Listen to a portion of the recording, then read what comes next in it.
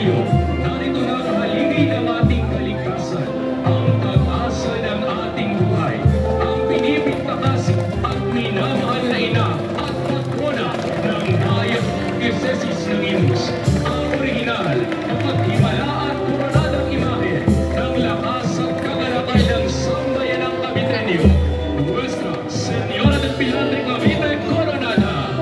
Viva la Virgen! Viva Nuestra Señora del Pilar! Viva Nana Pilar! Mga kapatid, bilang tanda ng ating pasasalamat at matibiyas na pagmamahal kay Nana Pilar, pasalubungan natin siya ng isang masigabong palakpakan.